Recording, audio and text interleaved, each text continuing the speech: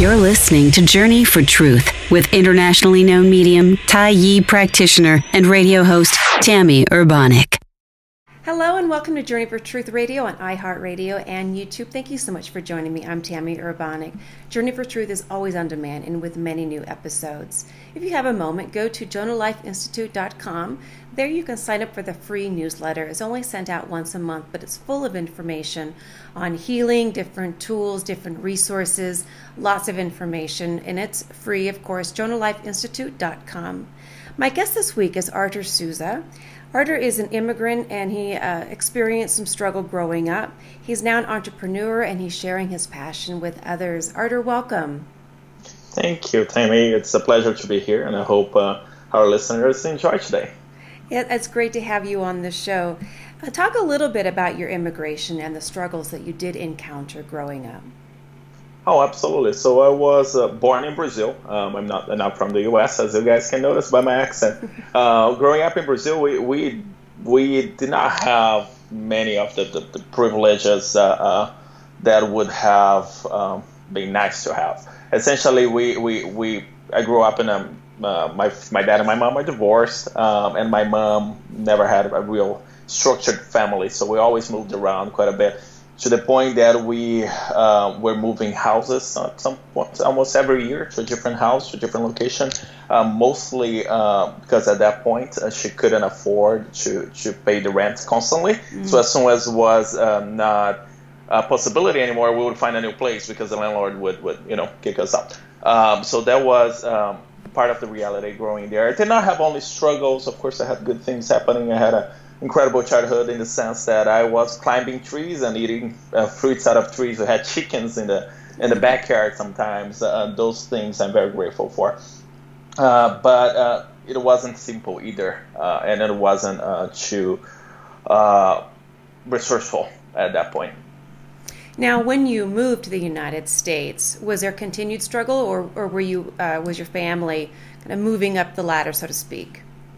That's interesting. So entrepreneurship actually was a trigger that changed my life back then. I moved to the U.S. about 4 years ago. Will be 5 soon, which is scary how fast it's going by.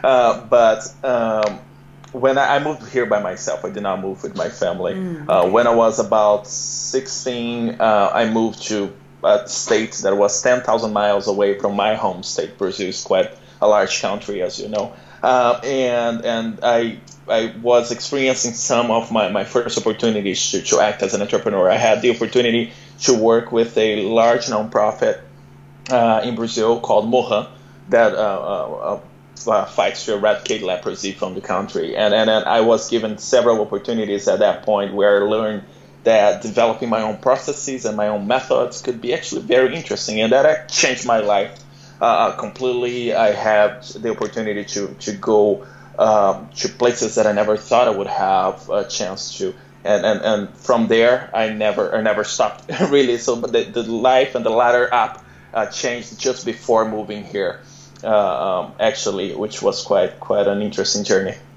Now, when you moved to the United States, did you experience any discrimination or prejudice? Yeah, when I moved here. I moved for my master's degree, right? So I moved to California to pursue a master's on social entrepreneurship. And my English was more than awful. It was really bad. And that did make I did feel excluded from many contexts where I would be engaging with other colleagues from school, and I wasn't really able to do so in the full extent. I did feel that depending on the group, which is very interesting because those people now they want to be my friends, but back then I was sometimes a little bit rejected just because it's a different personality or it's a different cultural background, and I did feel I do have some grudges that I still hold from people that actually didn't think I had anything to offer. And in all honesty, I had by far more experience than almost anyone in my cohort of 73 students. I've been working at that point for almost a decade, while most people had just graduated from college. But even then, my opinion, because it was full of grammar mistakes and not a perfect English was very well diminished when compared to more fluent and eloquent people back then. Now, given your experiences and the life that you've been living, what is your personal view of people continuing to move from other countries to here? Oh yeah, I've lived. I was fortunate to live quite in a few different countries, in different continents included, and you see, when we are talking from developing countries or countries that are going through deep recessions or terror attacks or war, the U.S. is quite the dream to come to. Even Brazil, which is fortunate to be a very fantastic country, although full of political issues. Not that we are different here right now, but really. we have our own issues back home. But the U.S., even when we consider how the U.S. was influencing policies all across the globe when we were talking about the 50s and many decades back then, we see the U.S. as the reference. The only reason for which I wanted to get a master's degree in the U.S. was because getting it and going back home, which I never planned to stay here whatsoever. So getting my master's and going back home, I would get a 10 times more pay or get a really good position in different companies because I had a master's degree in the U.S. And that is a perspective anywhere else. And when you compare, Tami, and I can talk, for instance, that my mom, she makes nowadays, she works 70 hours a week, and she makes in a year about $3,000, and that alone is a good reference to what we see as opportunities. Even as an immigrant, if you think about not the people with masters or anything like that, even if you think somebody that comes in here and they're cleaning houses, they will have better lives than sometimes they do back home, even if they have a master's back home, even if they wear different professions there. Because if you do 70 hours here, you will have an overall comfortable life. Not gonna have a lot of money to spare, but you're gonna have a house. You're probably gonna have a car and comfort items that you wouldn't have access otherwise. So that makes a huge difference.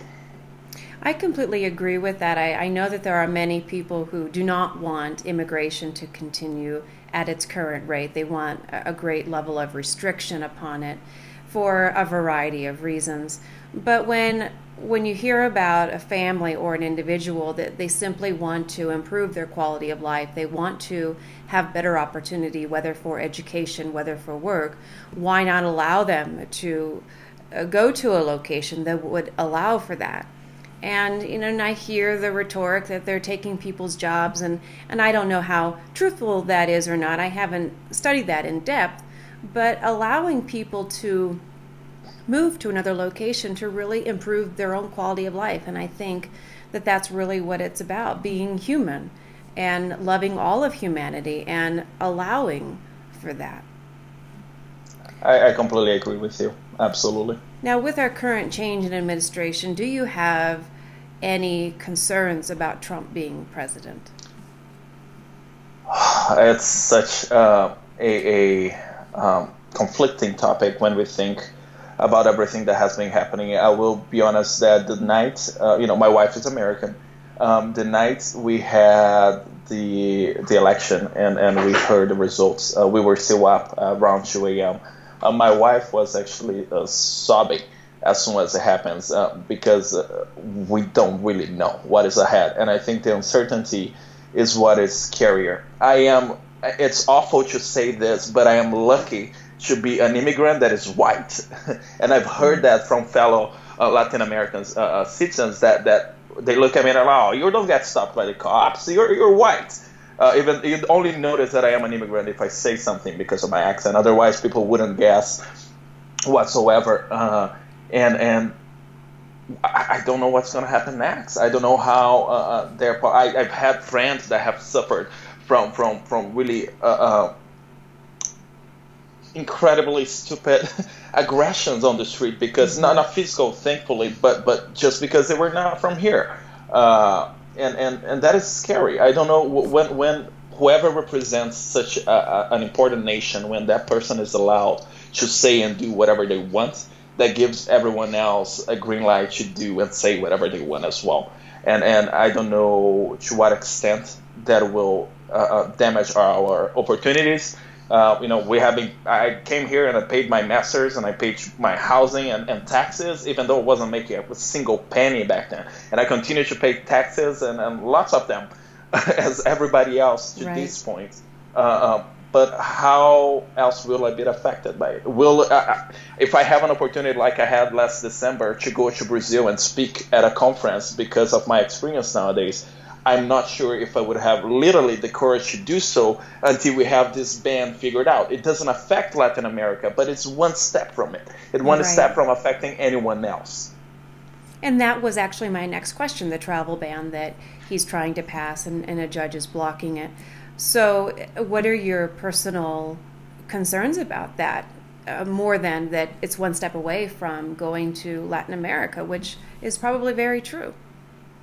I work with communities of very diverse people from all over the world. The accelerator and the incredible job that I have too at this accelerator mass challenge, we have people from last year alone from 37 different countries. It's such a diverse group that sometimes we forgot how different other places across the countries they would be. The ban immediately creates a distinction in between who is American and who is from one of those countries, including in Muslim countries overall. The ban does make anyone that dresses in a way that reflects their religion from one of those regions scared of what they do. And the ban also starts making this country, if moves forward, to some extent comfortable with the idea that we can't just differentiate people by who they are or who they believe in or what they believe in, and that is scary. I don't know how that would affect my family right now. If I were to go somewhere for work or for whatever other reason, to see my family that is all in Brazil, I have none of them here with me. I don't know if I would be able to come back to my wife, to my dog, to my business, or to my job. I don't know how that would work. So that's what I would say. I think it's scary. It is very scary. And it was not too long ago that I did interview a man who's Muslim, and he was caught in the travel restrictions right after 9/11. And he was not allowed to come back to work, and his job actually had to fight for him to come back. And his concern was that would repeat itself, which is happening right now. And I interviewed him before the inauguration of President Trump. And it is a little scary. And how is this going to continue developing? And what views are people going to think are okay to have in terms of that person can come in because they're white Christian, that person cannot because they're Muslim, that person cannot because whatever, they don't like the color of their skin, they don't like the way that they behave. There's so many ways that this could go wrong, and I completely understand your concern. But absolutely. Moving on from the immigration and Trump, what was your work in eradicating leprosy that you mentioned earlier? Oh, that's one of my favorite things in the whole world.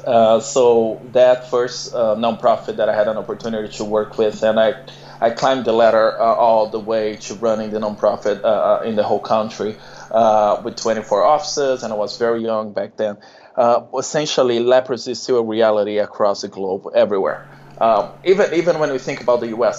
still has 5 cases per year, which is it's a very small number. It doesn't really matter, but it's good to remember that still exists. Most people see and think of leprosy as something that is in the Bible, and we heard about it, and this is really old disease. Right. But countries like Brazil, we have over 40,000 cases of leprosy a year, and countries like India and Southeast Asia, over 250,000 cases per year. So it's still a real disease, and the lack of knowledge for its existence get people to not look for treatment, because they don't really know that whatever symptoms they have could be leprosy, right?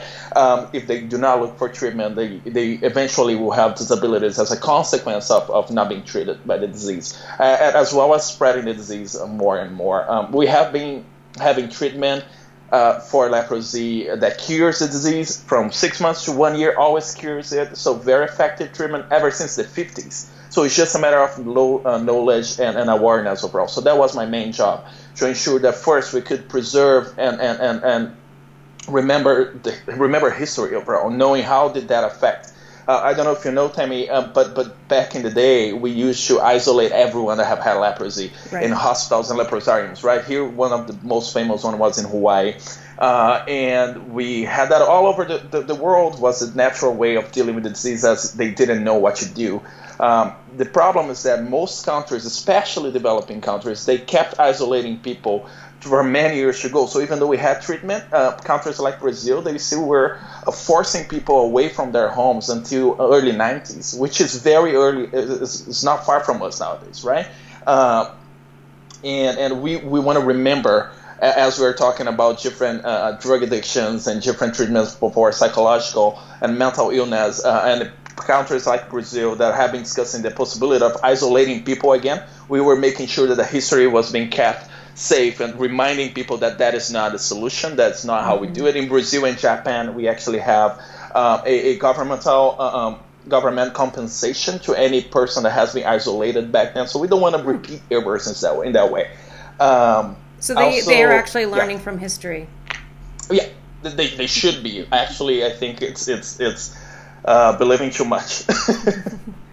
Now, I know that many people do have not a clear understanding of leprosy.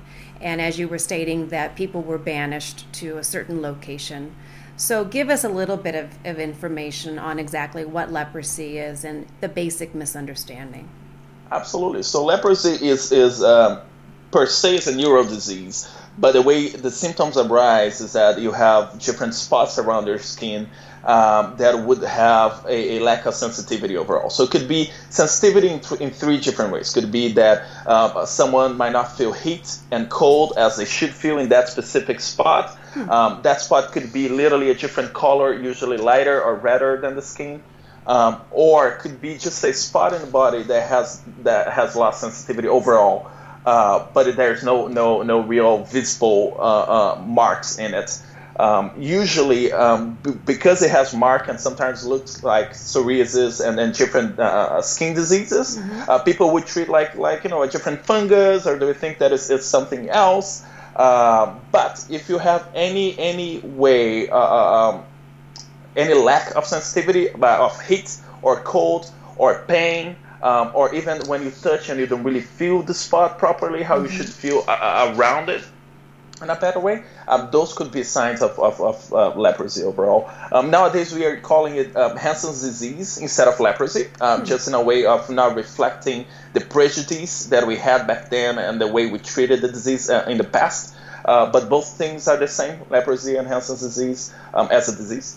And as soon as you have a spot that could be lacking of sensitivity overall, it could be leprosy. You should be looking for treatment at the doctor and actually say that, well, I've heard or I've seen that this could be leprosy. Can we examine it? The exams are pretty simple to diagnose the disease, and from there on, you have a pill that you take for either 6 months or 1 year, depending on how developed the disease is, and you always have a cure. So what would be the basic misunderstanding? Because when people hear leprosy, I think for many people, not everyone, of course, their basic reaction is, let me stay away from that. It comes down to a very religious roots on how we treated leprosy from a religious perspective. You have a passage in the Bible, actually, that describes how people with leprosy should be treated. And in many cases, the Bible will quote leprosy as a curse for things that shouldn't have happened, or things that someone did that should have happened. And we completely respect and understand that. And we're not saying it's wrong. We're just saying that whatever passage mentions how we should treat the disease and the fact that it was a God's curse on someone, it's what it is there in that specific context and whenever that happened. And it does not apply to nowadays. Leprosy is a real disease. It still happens. And it's not a curse. It's not coming from God. It's a bacteria that you get and you treat and you're cured. And that is basically what most people get confused with. Wonderful information. Now, one of your other passions also is making sure that human rights violations are avoided in terms of children and teenagers. Talk a little bit about that work. Absolutely. So back in Brazil, I became an advisor to the Brazilian government for human rights, specifically with the teenagers and children's group. I was 22 years old myself, 21. And the way that these councils they work in Brazil is that you have different representatives from each different layers of society. Overall, mainly from nonprofits and organizations that represent different groups of people. In my case, I was specifically representing people affected by leprosy back there. So I would defend, I would work with the government to ensure that policies were being made to ensure that the kids wouldn't be exposed to the bacteria in conditions that they shouldn't be anymore.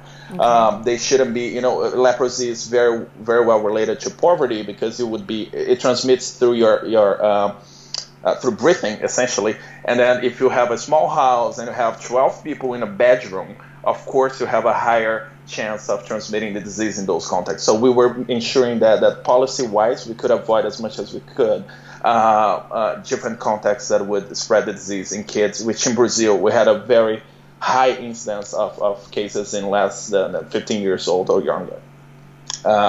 So that was my main job back there. The council itself, we were evaluating cases of sexual violence and violence in its many forms, especially in rural areas of Brazil. Any massive or larger complaints that we had from communities that were suffering different aggressions from different sides of society, we would act to ensure that the government would act immediately on it. Wonderful work that you were doing at that time, because there are just so many women and children who are victimized, and there are many governments that look the other way and or promote it and or encourage it. And it's wonderful that there are people who are actively trying to intervene and assist people who are being victimized, even if it's men being victimized and teenage boys being victimized, which also occurs. But I think for the majority, it's more of the women, the teenagers, and the children. So wonderful work. Now, what led you to begin a service for rescue animals? Nice. So we started AdoPets, which is a pet adoption platform, in 14 months ago. So in 2016, end of 15, beginning of 16, I was adopting a pet with my wife, Frisco, which is this beautiful albino black lab. And I like saying that because usually I say, oh, it's a black lab, and people look at him and he's white, and they look at me like, what? And he's an albino one, super white and then pinky eyes and ears, so it's a very beautiful dog. And when we were adopting him, we realized that the process was really messy. I don't know if have you adopted a pet before, Tami? Not a rescue animal.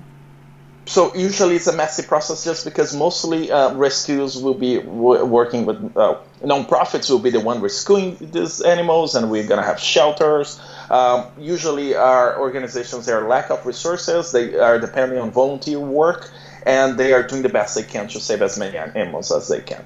But when we were going through the process, we realized that they did not have the right tools to be as effective as possible.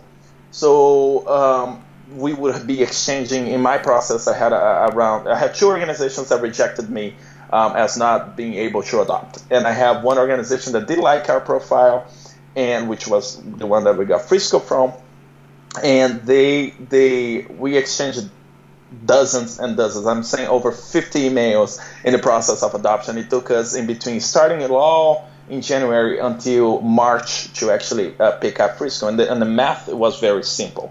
If we can make that faster, it means that the same resource that they were spending on Frisco for about 3 months could have been applied to a different animal, and we could have saved many more animals in the context there. So we start building AdoPets, which basically, when you look at it, has two sides. One side is a dashboard that allows the rescues and shelters to manage the pet adoption application as a whole. So they receive information, they click on confirmations, they can ask for more info if they need to, they can send information to pick up all in one site. They don't go over, Excel spreadsheets or PDFs or different websites just to find that information. We simplify all of it in one platform. The other side is the adopter. I was very frustrated because many times I didn't hear back and I wasn't sure what was happening or not. And I really wanted my pet. And I wanted to adopt, but many people that want to have a pet really, really bad, they will give up on the process and go and buy, because you buy is simpler. Yes. Adopets was born with the purpose of making pet adoption simpler than buying. So we serve both sides. We make pet adoption more engaging for whoever is adopting with an app, and also the website that you can go through. You can track everything that is happening. You know at which point they are evaluating your application at any given time. And you are always aware of when you're going to have happiness with your puppy or your kitten or your goats. Any organization with any type of animal, they can use other pets, even horses and goats and rabbits. That's wonderful. I really love hearing about all of the work that you've been doing to assist different people, really being a part of humanity, and then also assisting animals. Because as you know, many animals who are not going to be adopted end up being euthanized. And that makes me sad. It makes many people sad. And there are many people who want a cat, a dog, a wonderful pet. And there's many animals that need their forever home. So just all of the work that you're doing is wonderful. Thank you, Tami. I really appreciate that. And is there information that you can offer the listeners in terms of a site that they can go to for your pets, or anything else you want to offer? Absolutely. My accent always makes the website hard to understand, but it's adopets.com or .org. Which is basically adopt, but with pets at the end, adopets.org, and you can learn more about what we are doing. You can sign up for more information and newsletter there. That is one great website to go. We will be launching our platform in all 50 states in the next 5 to 6 weeks, so it's very exciting timing for us. And another website that I would love to leave it for reference is the Mass Challenge, Mass as in Massachusetts, and Challenge, masschallenge.org, which we can be helping several entrepreneurs across the country to make sure that they can achieve their dreams and create impact. It's a nonprofit accelerator to help people like myself or anyone else, immigrant or not. It doesn't matter where you come from. It doesn't matter what you're creating. You can compete. And if you get in, people are competing for $1.5 million. So it could be a lot of help. It's a lot of incredible mentors in a community helping people like you and me. Excellent. Well, I will make sure to put the link in the summary of this show, so those who are listening, they can just go back to that summary and click on that link. Thank you so much, Artur, for being a guest on my show this week. Thank you for having me, Tami, and I hope to see you again. And thank you, listeners, for joining me here as well on Journey for Truth on iHeartRadio and YouTube. Until next time, have a fantastic week.